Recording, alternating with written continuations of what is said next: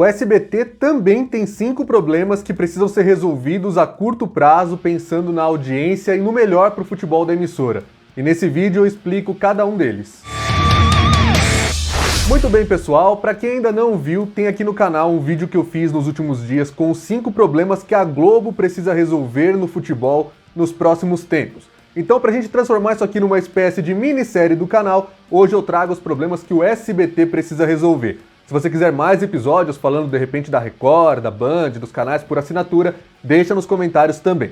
Vamos começar falando então do primeiro problema do SBT, que é a audiência da UEFA Champions League, porque essa é a competição que o SBT tem atualmente um contrato mais longo, vai até a temporada 2023-2024. A Libertadores termina o contrato atual no fim da próxima temporada, 2022, mas é a UEFA Champions League que garante a existência do projeto de futebol do SBT por mais tempo. E nos últimos jogos a gente tem visto uma dificuldade da emissora do Silvio Santos para emplacar no Ibope em São Paulo. Na pré-Champions League, o SBT conseguiu 4 pontos de média com os 2 jogos. Na estreia da fase de grupos, com o Barcelona enfrentando o Bayern, também foram 4 pontos. Aí melhorou um pouquinho, foi para 6 pontos com 9 de pico no jogo entre PSG e Manchester City, que era, claro, o melhor jogo mais esperado da fase de grupos, e esse número voltou a recuar no jogo entre PSG e RB Leipzig, foram 5 pontos de média, mas muito pelo fato de o Neymar não ter jogado. Daqui para frente o SBT vai ter que construir uma cultura do futebol europeu, porque muita gente se desacostumou a ver a Champions League na TV aberta. E por que isso aconteceu? Lembra que a Globo transmitiu até a temporada 2017-2018, aquela que o Real Madrid ganhou do Liverpool na final? Então, depois disso, a Champions League simplesmente ficou fora da TV aberta. Ela foi comprada na época pela Turner, dona do Esporte Interativo, hoje TNT Sports, e pelo Facebook. E só agora, na temporada 2021-2022, é que ela está voltando para a TV gratuita, para a TV aberta brasileira, com o SBT. E justamente uma emissora que não tem um público de futebol nas tardes, muito pelo contrário, sempre fez audiência ali com os programas como Fofocalizando, as novelas mexicanas, o Tempo do Chaves também era muito bom. Quando eu era pequeno eram muitos desenhos animados. Nunca foi muito a cara do SBT mostrar futebol, muito menos o futebol europeu. Então tem que começar esse processo praticamente do zero, entendendo, por exemplo, que o fã do futebol europeu se acostumou nos últimos anos a ver na TNT e mesmo no Facebook de maneira gratuita. Por isso é muito importante que o SBT também valorize e faça bastante barulho com os números que ele atingir no digital, porque muita gente no horário da Champions League está trabalhando, não pode estar em casa vendo na TV aberta. De qualquer forma, a boa notícia para o SBT é que nas próximas 3 rodadas da UEFA Champions League o horário vai melhorar um pouquinho, vai pegar mais aquele público que gosta de futebol, que está chegando do trabalho ou chegando da escola. Os jogos vão passar a começar às 5 horas da tarde no horário de Brasília. Já no dia 2 de novembro, um feriado, é verdade, entre Atalanta e Manchester United, tendo o Cristiano Ronaldo como a grande atração. O segundo problema a ser resolvido é a grade de programação geral do SBT, que hoje serve apenas para atrapalhar a vida do departamento de esportes da emissora. Tudo que o SBT pode fazer é melhorar a própria grade, não só por causa do futebol, mas porque a situação está lamentável. Se a gente pegar, por exemplo, as tardes de sábado, o negócio é muito complicado, sempre ficando ali com 3, 4 pontos, que coisa difícil, né? No primeiro semestre você tem a Copa do Nordeste, que poderia chegar a um acordo ali, para pelo menos no mata-mata mostrar para o Brasil inteiro. Eu duvido que em São Paulo, por mais que o futebol esteja em baixa da audiência hoje, teria uma audiência menor do que esses 3, 4 pontos que andou dando com o Rin-Tin-Tin ou mesmo com outras séries que andaram estreando aí. O Fofocalizando, quando tem Champions League, por exemplo, é um baita de um problema, porque a audiência fica baixa e quando ela começa a crescer, é um público que não quer nem saber de futebol, não tá nem aí pro futebol internacional. Esses dias viralizou uma interação entre o repórter que cobre a Champions League no SBT, o João Venturi, e o pessoal do Fofocalizando, onde eles claramente não estavam nem sabendo do que ele estava falando, ou então das fofocas que envolvem jogadores. Tudo isso não tem nada a ver com o público de futebol, é engraçado, gera meme nas redes sociais, mas, na minha opinião, só reforça aquela imagem do SBT, de uma emissora que não tem nada a ver com o futebol, daquelas piadinhas lá de 2020, quando começaram os rumores da volta da programação esportiva à emissora. de que seria transmitido pelo Ratinho, que o Celso Portiolli ia comentar, essas brincadeiras porque o SBT realmente não tinha mais cara de alguém que transmite futebol. Nas terças-feiras, por exemplo, não faz o menor sentido roda-roda ou uma novela entregar para a Libertadores da América. Por que não o SBT Brasil, que tem um perfil diferente de público, não entregar a audiência para a Libertadores? Pode até colocar o último bloco já falando de futebol, noticiário esportivo. É esse tipo de coisa que a gente não consegue entender. O SBT Brasil entrega para um programa de entretenimento que começa a formular um outro público que é expulso da emissora pela Libertadores porque ele não quer saber de futebol. Essas coisas na grade a gente não vai conseguir entender nunca, mas com certeza elas são prejudiciais para os números do Ibope do SBT no futebol. Já que não dá para criar programas esportivos diários, como o Theo José falou aqui numa live no nosso canal, e ele tem razão, seria disputar o público da Band, não daria certo, talvez desse menos audiência até do que o SBT já tem hoje na hora do almoço.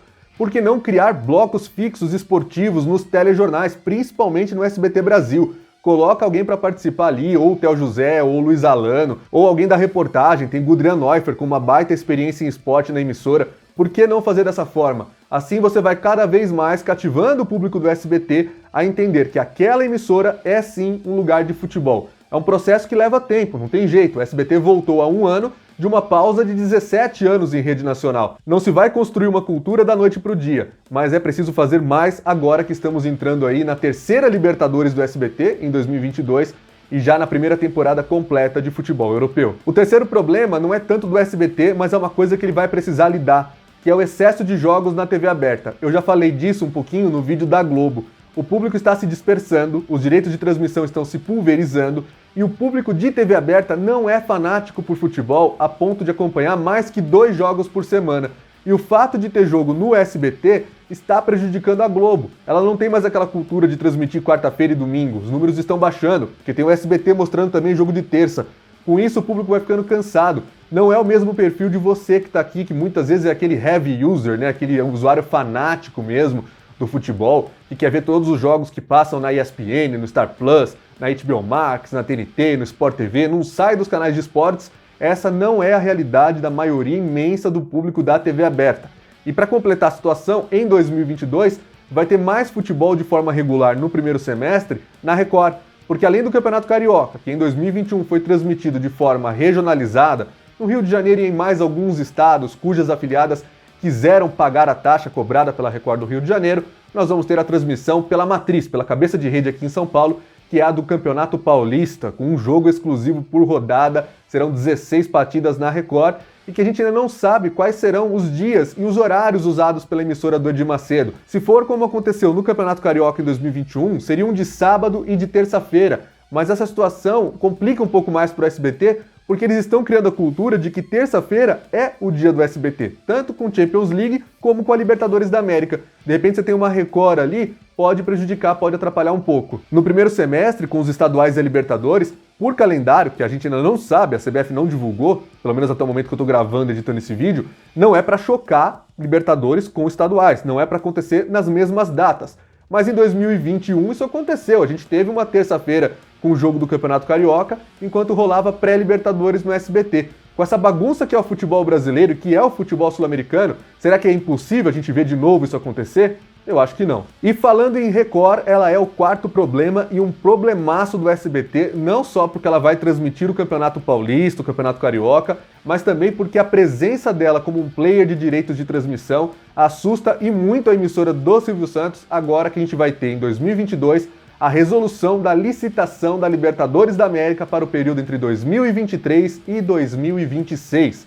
O SBT larga como favorito se a Globo não participar. Até agora, outubro de 2021, não temos nada indicando que Conmebol e Globo cheguem a um acordo, já que a emissora rescindiu de forma unilateral o contrato no ano passado da Libertadores da América e por isso está proibida de participar de qualquer negociação de direitos tocada pela Conmebol. Então, sem a Globo, todo mundo já considerava o SBT praticamente um favoritaço a renovar por mais 4 anos a Libertadores. Só que a Record apareceu e nas 2 vezes em que a emissora do Edir Macedo enfrentou o canal do Silvio Santos, valendo por dinheiro ali, Campeonato Carioca e Campeonato Paulista, vocês sabem quem ganhou. Foi a Record. Dinheiro por dinheiro, a Record tem mais que o SBT, com certeza isso acontece. Faturamento, a forma como investe, as madrugadas vendidas para a Igreja Universal, tudo isso coloca a Record como uma favorita se a questão for apenas financeira. Claro, se a Conmebol não quiser vender para o SBT por um valor menor, mas em troca de uma boa relação ou de repente de uma participação nos ganhos de cotas de publicidade. E o quinto problema é que o SBT precisa muito se comunicar melhor com o público. O SBT sempre vendeu ali o seu slogan de a TV que tem torcida, a TV que tem uma ligação maior com o seu público, que é mais próxima do seu fã.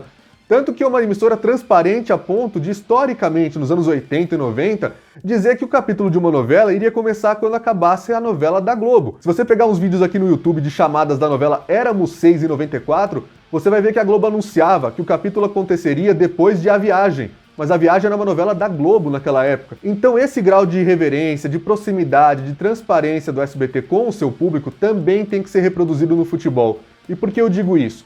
Porque tem um ruído enorme acontecendo agora entre o SBT e a torcida do Flamengo, porque a emissora não escolheu nenhuma vez o time rubro-negro no mata-mata da Libertadores em 2021. Escolheu São Paulo e Racing nas oitavas de final e depois ficou com os confrontos entre dois times brasileiros, São Paulo e Palmeiras nas quartas e Atlético Mineiro e Palmeiras na semifinal. E com isso a torcida do Flamengo está se sentindo boicotada, está se sentindo preterida pelo SBT, fazendo até algumas campanhas nas redes sociais para que a torcida veja a final contra o Palmeiras em 27 de novembro no Fox Sports. O SBT precisa vir mais a público e explicar o porquê das suas apostas, das suas escolhas. Ah, mas a Globo nunca fez isso, a Globo escolhe e nunca precisou dar satisfação. Mas o SBT não é a Globo. O SBT é uma emissora que tem uma proximidade maior, como eu estou falando. O SBT pode se comunicar, ele tem essa licença, vamos dizer assim, para conversar melhor com o público. Por exemplo, quem acompanhou a primeira edição do nosso Roda Mídia aqui no blog do Alan Simon, que teve o Theo José como entrevistado no mês de junho, viu que o narrador do SBT falou que a escolha de São Paulo e Racing dividiu a emissora nos bastidores e que seguiu uma tendência do mercado publicitário, que estava mais interessado na audiência de São Paulo. Ou seja, a presença de um narrador aqui na nossa live esclareceu a situação. Mas só quem viu aqui no nosso canal, que na época tinha 30 e poucos mil inscritos, hoje estamos com 45 mil, quero agradecer muito a vocês por isso. Aliás, fica o convite para se inscreverem, quem ainda não for inscrito. Então, por que não levar isso para mais gente? Comunicar melhor, falar dessa maneira, dizer isso é por isso é por aquilo. Porque o trabalho que o SBT faz hoje no seu departamento de esportes é muito bom, mas ainda tem coisa para melhorar. E se você acha que tem mais algum problema além desses aqui que eu não citei, é só deixar nos comentários pra gente conversar um pouquinho. E se quiser que eu faça de mais emissoras e faça aqui uma minissérie dos problemas que os canais têm que resolver nos próximos tempos, também deixa nos comentários que a gente vai conversando e discutindo. Mais uma vez renovado o convite para você se inscrever aqui no nosso canal. Eu vou te esperar no próximo vídeo. Esse é o blog do Alan Simon. Aqui você sabe onde o seu time joga.